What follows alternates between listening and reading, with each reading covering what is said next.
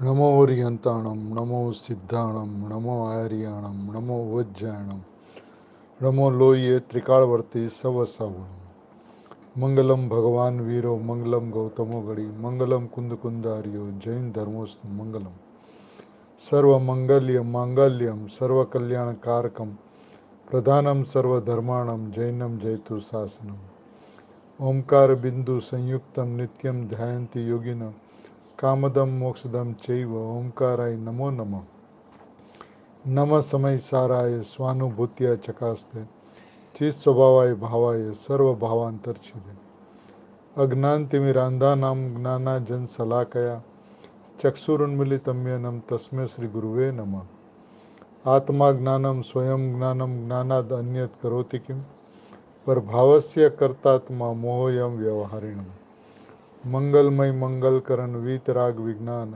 नमोता ही जाते भय अरिहंतादि महान ओम नमः सिद्धेभ्य नमः सिद्धेभ्य नमः सिद्धेभ्य। महावीर परमात्मा के शासन में कुंदकुन आचार्य भगवान की आमनाई में अमृतचंद्र आचार्य भगवान की परंपरा में पूज्य गुरुदेव श्री हमें मिले, जिनके मिलने पे आत्मा की वस्तु व्यवस्था क्या है, आत्मा के स्वभाव को किस तरह से समझना चाहिए, सामान्य विशेषात्मक द्रव्य पर्याय स्वरूप आत्मा वस्तु है, इनके दो स्वभावों की चर्चा, प्रमाण की चर्चा, स्याद्वाद की चर्चा और प्रमाण में से नई निकालकर दो सत्ता की चर्चा और वस्तु को देखने का दृष्टि का विधान ये पूज्य गुरुदेव श्री ने बताया, समझाया। अपन इसको भली भांति सुनकर समझे, इसी भावना से अपन आगे बढ़ते हैं। समय सार परमागम के अजीव अधिकार की 49वीं गाथा पे प्रवचन क्रमांक 4 पे पृष्ठ संख्या 31 पे पूज्य गुरुदेव श्री अव्यक्त के बोल के संबंध में दूसरे बोल का विवरण करते हैं। उस विवरण के अंदर में यह कहते हैं कि वर्तमान में यह तकरार बहुत चलती है, दूसरा पैराग्राफ है, परंतु बापू भगवान तो वह अव्यक्त स्वरूप है प्रभु।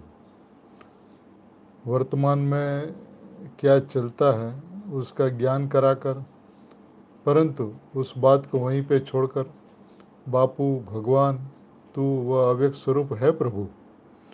बापू भी कहा, भगवान भी कहा, प्रभु भी कहा और कहा तो अव्यक्त स्वरूप है। हाँ भाई, तूने ये बात सुनी नहीं है। देखिए कितनी करुणा है, क्योंकि यदि सुनी होती तो समझी होती, समझी होती तो समाया होता। अब समाया नहीं तो समझा नहीं, समझा नहीं तो सुना नहीं। करुणा से बात कहते हैं कि प्रभु अब तो सुन, सुन के इस बात को तू समझ ले। क्योंकि यहाँ पे 32-33 गाथा के आधार पे,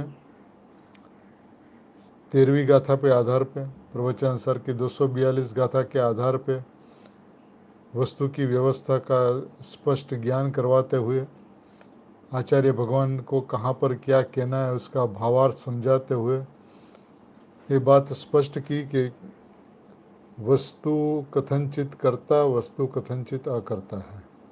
अब कथनचित कर्ता, कथनचित अकर्ता का मतलब क्या कि सामान्य जो है वो कर्ता है और विशेष जो है उसमें कर्ता कर्म धर्म है। न सामान्य का अकर्ता धर्म है और विशेष का कर्ता कर्म धर्म है। यदि ऐसी बात है तो फिर यहाँ पर कसाई को भाव्य और कर्म को भावक क्यों कहा? तो कहते हैं उसलिए कहा कि जब परिणाम अपनी योग्यता से परिणमती है, अपने क्षणिक उपादान से अपनी योग्यता से जब परिणमती है तो निमित्त में कर्म होता है, तो कर्म के ऊपर दृष्टि जाती है तो कर्म निमित्त, और ऐसा भाव यहाँ पे उत्पन्न हुआ तो नैमित्तिक यानी कर्म सापेक्ष का ज्ञान करवा के कर्म के लक्ष्य से राग भाव की उत्पत्ति हुई, तो जो परिणाम जिसके लक्ष्य से हुआ वो वही होते हैं। इस न्याय से इनको जड़ भाव को, कर्म को राग भाव का कर्ता कहा, क्योंकि उसमें निमित्त कर्म है, निमित्त भगवान आत्मा नहीं है। न भगवान आत्मा को अकर्ता को सुरक्षित रखते हुए, निमित्त का ज्ञान करवाते हुए, पर्याय की क्षणिक उपादान का ज्ञान करवाते हुए, परिणाम का कर्ता कर्म धर्म कहीं पे भी जाता नहीं है। परिणाम यदि राग रूप परिणमती है तो अपनी योग्यता से ही परिणमती है, तत्समय की तत्क्षण की योग्यता से परिणमती है, उसका कारण दूसरा नहीं होता है। जैसे जीव द्रव्य अकारण है, ऐसे पुद्गल द्रव्य भी अकारण है। और वर्तमान के अंदर में यदि पर्याय के अंदर में रागादि भाव है तो वो स्वयं अपने स्वभाव से, क्योंकि उस परिणाम के अंदर में ज्ञान होता है, इस ज्ञान स्वभाव से भ्रष्ट होता हुआ, पर मैं एकत्व करता हुआ, राग रूप परिणमता हुआ, मैं रागी हूँ ऐसा मानता है। तो उस समय की ये पर्याय की सतता है और पर्याय की स्वतंत्रता है और पर्याय की तत्समय की योग्यता है। उसका कारण कर्म नहीं है, लेकिन ये जब हुआ तो उसके निमित्त के अंदर में कौन थे, उसका ज्ञान करवाने के लिए कर्म को सामने बताकर, यहाँ पे उसका भाव्य बताकर, एक कर्म का भाव है ऐसा कहकर, पर्याय ऊपर से दृष्टि हटाकर, द्रव्य इसमें निमित्त नहीं है ऐसा कहकर, द्रव्य के ऊपर दृष्टि करवाने के लिए ये बात कही गई है।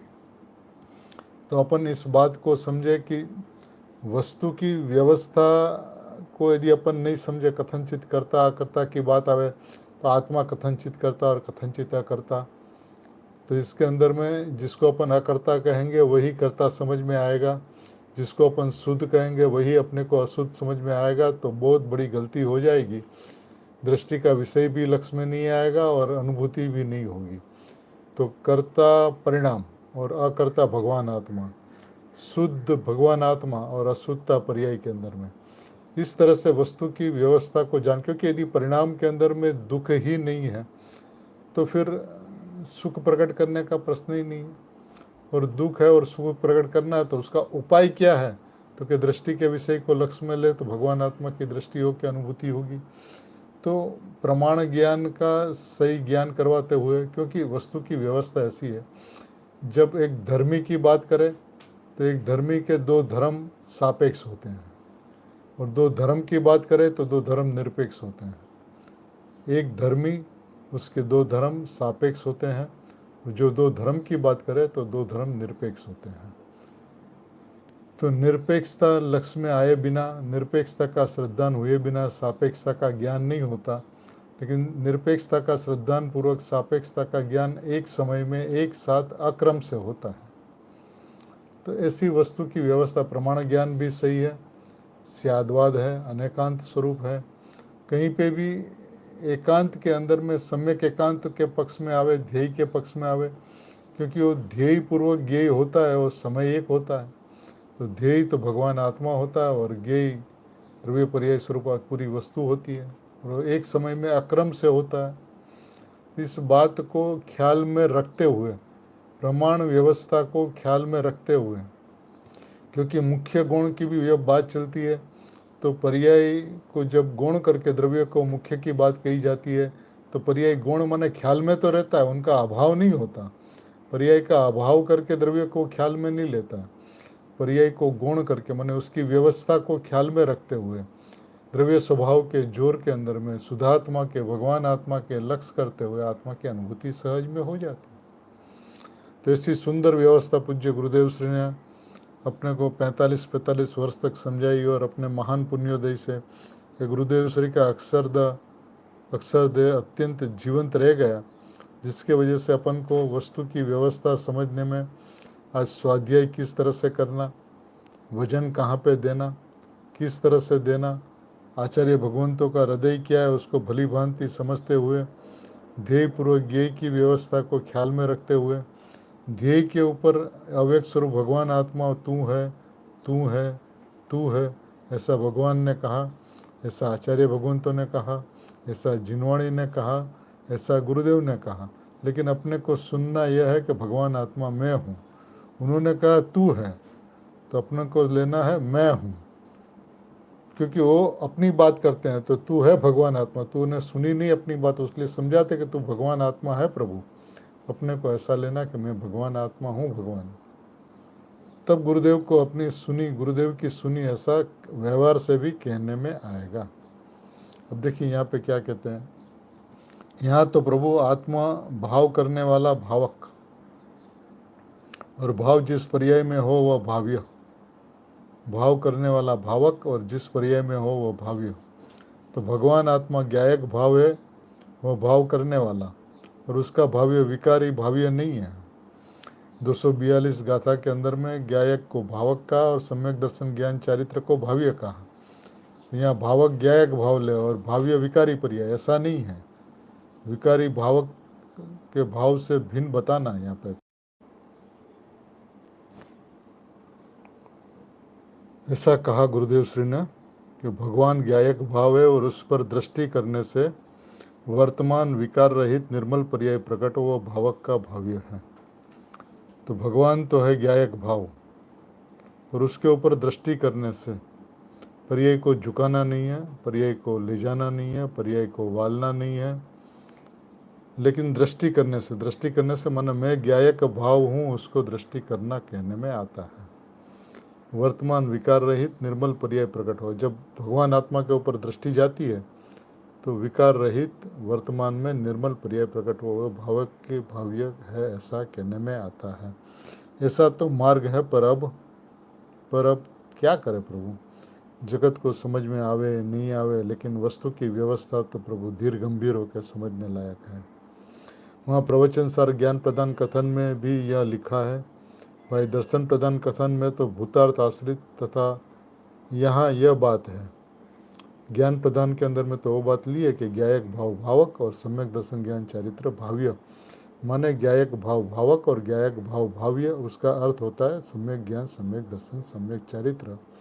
ये प्रवचन सार में वो लिया है। लेकिन दर्शन प्रदान कथन में तो क्या है, भूतार्थ आश्रित तथा यहाँ यह बात है समयसार 11वीं गाथा में भूतार्थ जो त्रिकाली भगवान है और आश्रय करने वाली पर्याय है। 11वीं गाथा मूल गाथा है, जिनेन्द्र शासन का प्राण है, क्योंकि वहाँ पे भूतार्थ का आश्रय, वह बात यहाँ पर ही कहनी है। भूतार्थ का आश्रय माने त्रिकाली ध्रुव परमात्मा का आश्रय। त्रिकाली ध्रुव परमात्मा का आश्रय माने मैं त्रिकाली ध्रुव परमात्मा हूँ, ऐसा लक्ष्य, ऐसी दृष्टि, ऐसी समझ, ऐसा अहम, ऐसा एकत्व। बस ये बात यहाँ पे भी वही बात बतानी है कि प्रभु भूतार्थ का आश्रय कर। भूतार्थ के आश्रय के बिना वस्तु समझ में नहीं आएगी, वस्तु अनुभूति में नहीं आएगी। आश्रय करने वाली पर्याय है, आश्रय करने वाली पर्याय। भगवान आत्मा तो निरालंबन तत्व, निराधार तत्व, परिपूर्ण तत्व, उसका आश्रय पर्याय करती है, क्योंकि परिणमती है पर्याय। दुख है परिणाम के अंदर में, सुख होता है परिणाम के अंदर में। वस्तु तो सुखमय है, तो सुखमय वस्तु को देखकर वो परिणाम ऐसा लक्ष्य करती है कि मैं सुखमय परमात्मा हूँ। जब ऐसा दृष्टि में लिया तो आश्रय करने वाली पर्याय ने भगवान आत्मा का आश्रय लिया। यह आश्रय करने वाली है पर्याय, परंतु आश्रय किसका? आश्रय लेने वाली है तो पर्याय, लेकिन आश्रय किसका? आश्रय भूतार्थ का।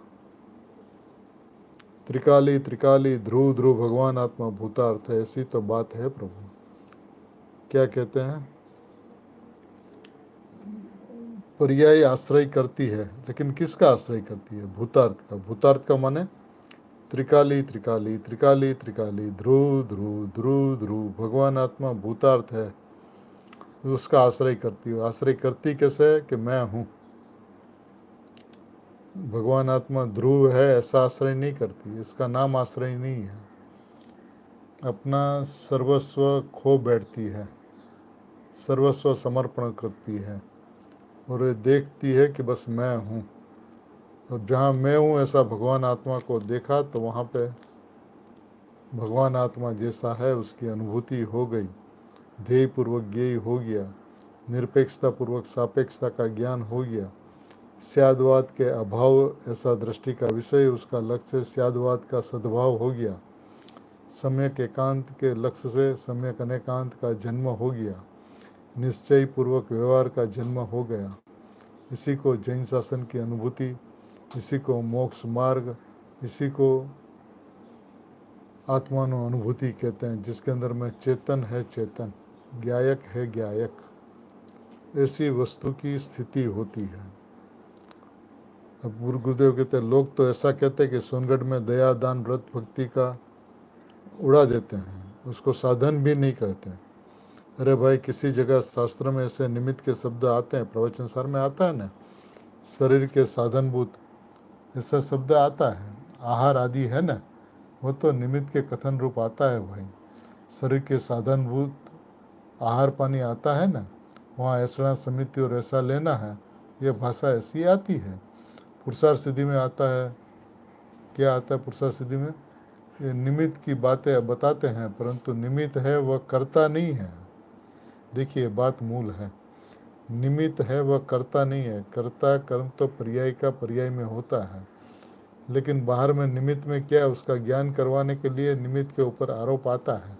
उपचार से निमित्त को आरोपित करके बात कही जाती है। यहाँ तो शुरू से ही कहते हैं, लेकिन अभी जैन पत्रिका में एक पंडित जी का निर्णय आया है, सोनगढ़ निमित्त को मानता नहीं है, परंतु ऐसा नहीं है। निमित्त को मानते हैं, लेकिन निमित्त द्वारा उपादान में कार्य होता नहीं है, ऐसा मानते हैं। मानते कैसे मानते हैं?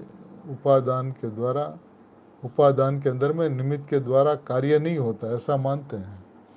यहाँ कहते हैं कि भावक जो कर्म, उसकी भावी अवस्था, उससे रहित भगवान अव्यक्त है। हाँ हाँ हाँ, देखिए सब जगह से समझा के, विश्लेषण करके, स्पष्टता करके लेके आना कहाँ पर, कि भावक जो कर्म, उसकी भावी अवस्था, उससे रहित भगवान अव्यक्त है।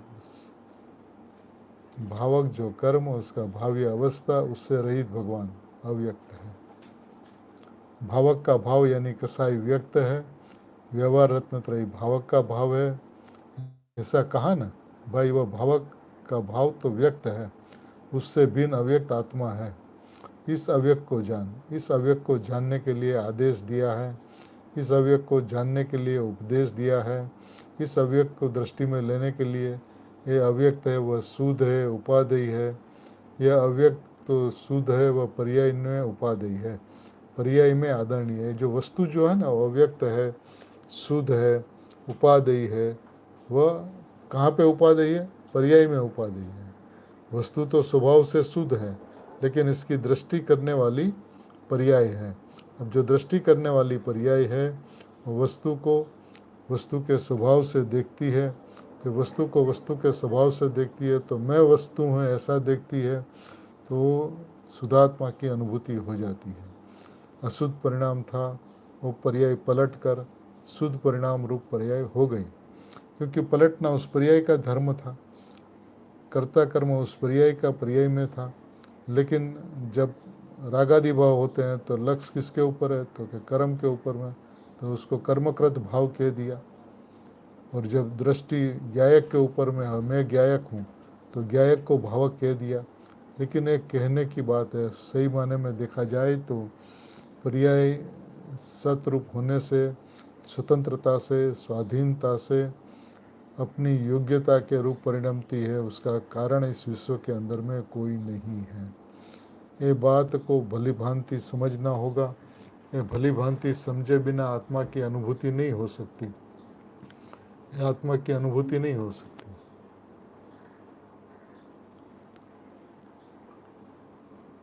प्रभु इस बात को समझ ले नाथ, प्रभु इस बात को समझे, अच्छा इस बात को समझे बिना आत्मा की अनुभूति नहीं होगी।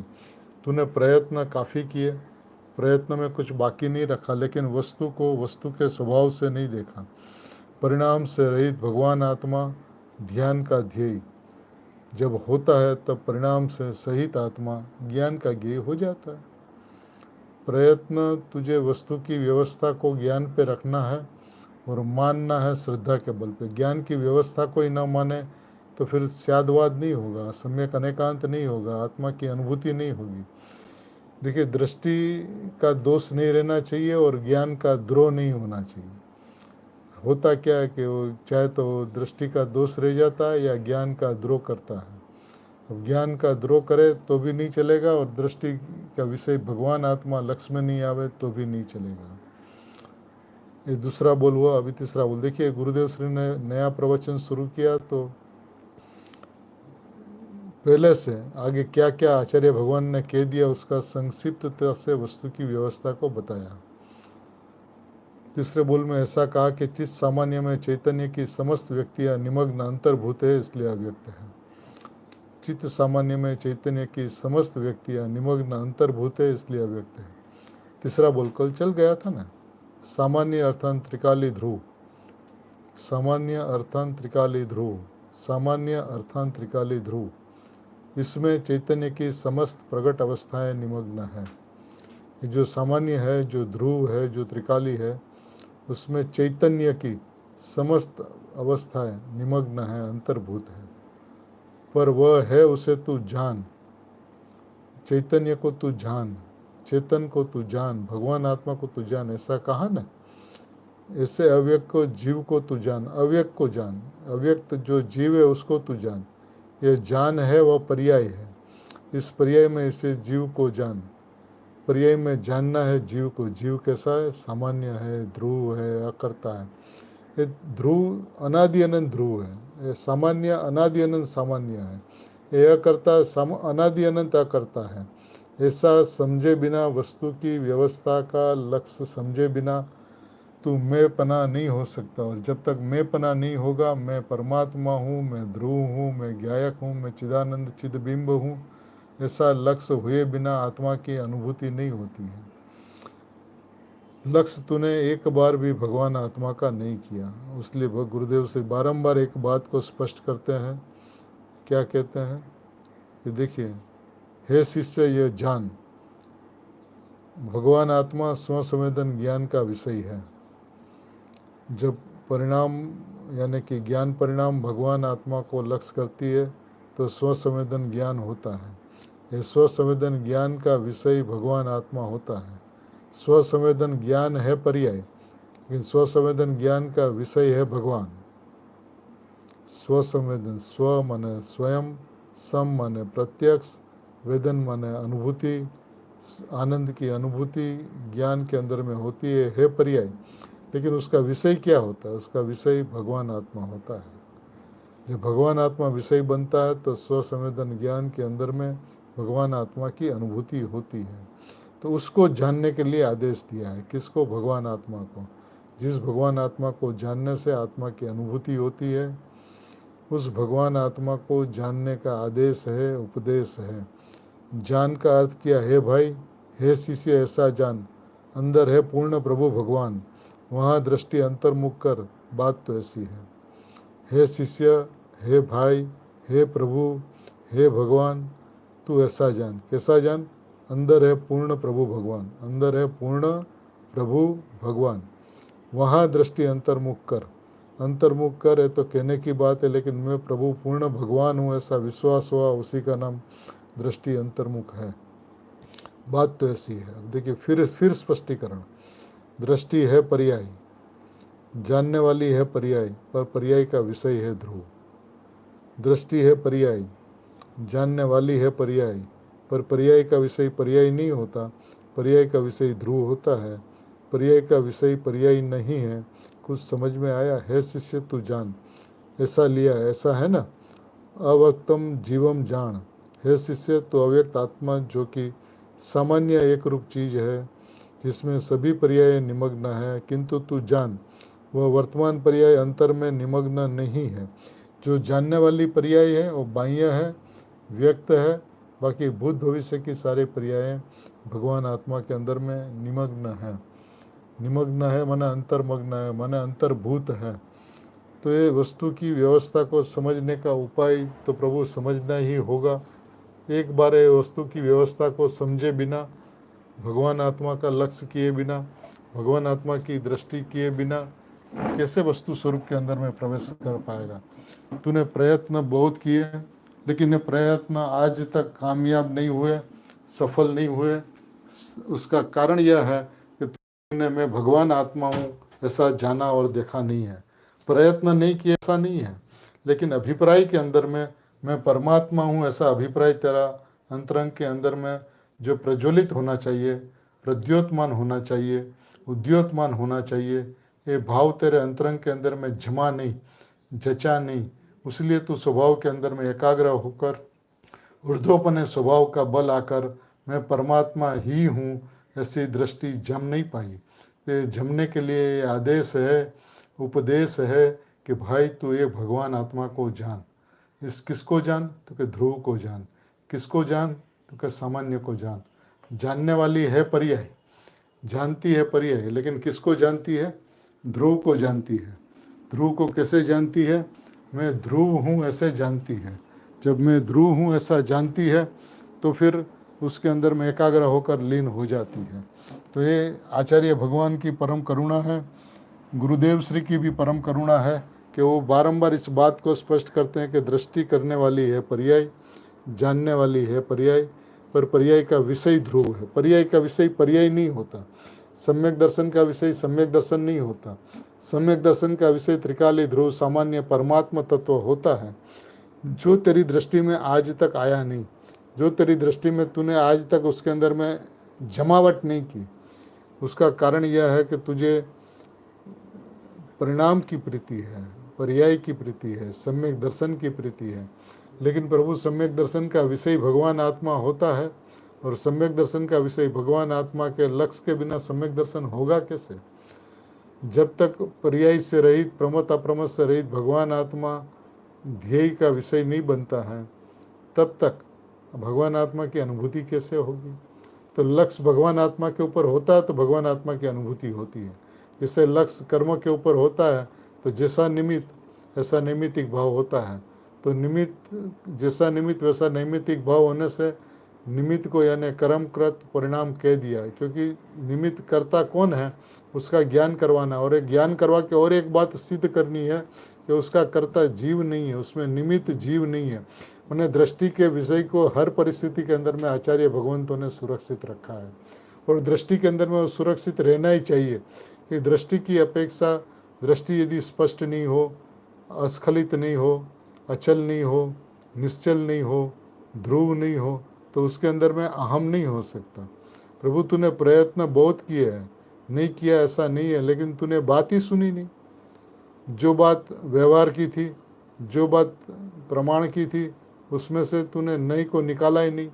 जब जब प्रमाण में से नहीं को निकालता है तो नहीं तो एकदम निरपेक्ष होता है, द्रव्य को निरपेक्ष बताता, पर्याय को निरपेक्ष बताता। क्योंकि धर्मी की चर्चा अलग होती है, धर्मों की चर्चा अलग होती है। धर्मी के अंदर में सापेक्षता की बात होती है, द्रव्य पर्याय की, प्रमाण के अंदर में सापेक्षता की बात होती है।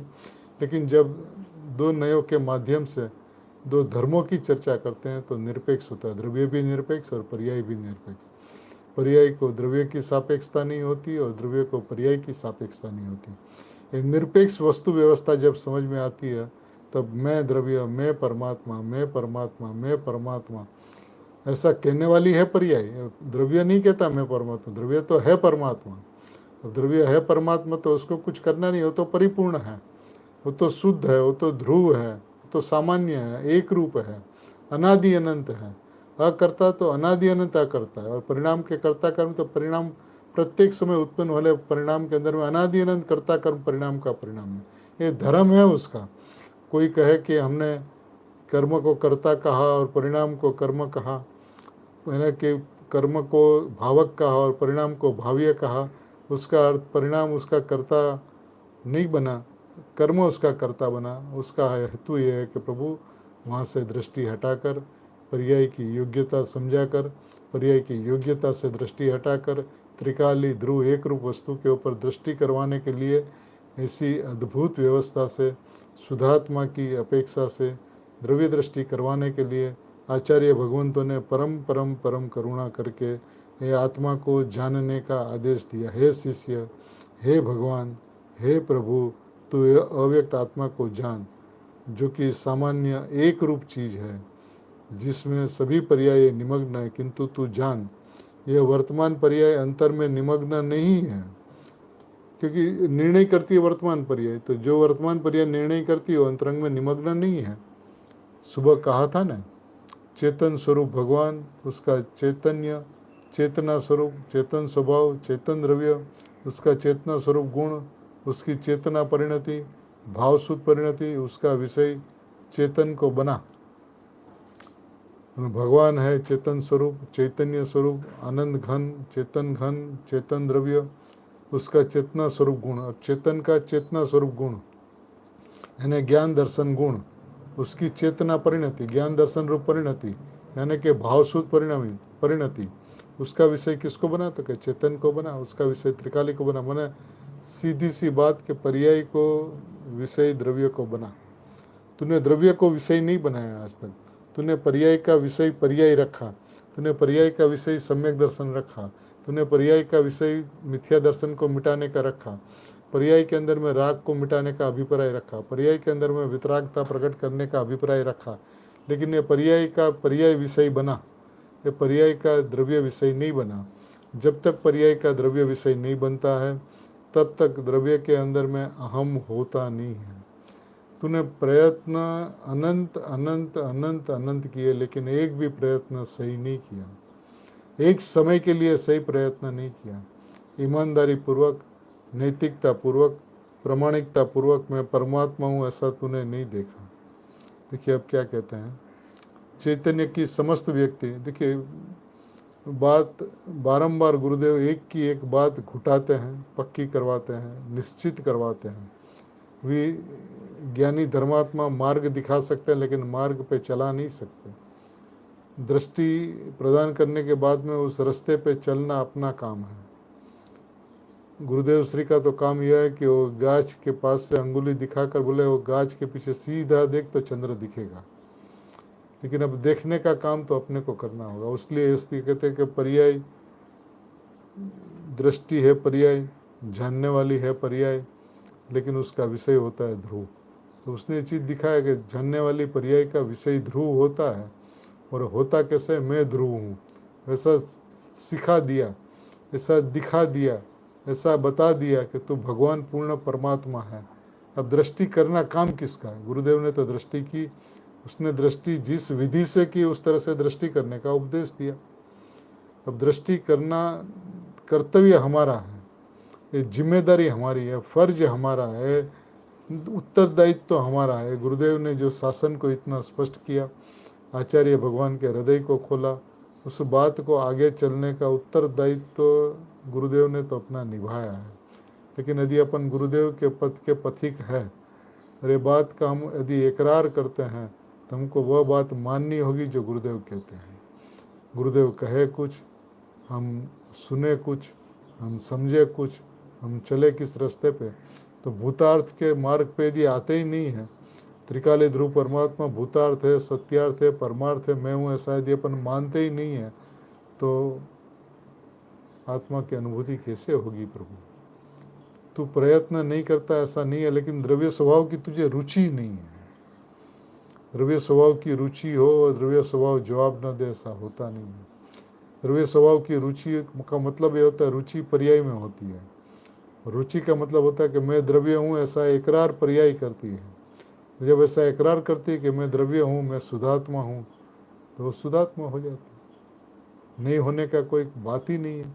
परिणाम क्या है? मैं ध्रुवात्मा हूँ, शुद्धात्मा हूँ, सामान्य हूँ, और परिणाम के अंदर में राग और विकल्प और भेद चलता रहे, ऐसा नहीं होता।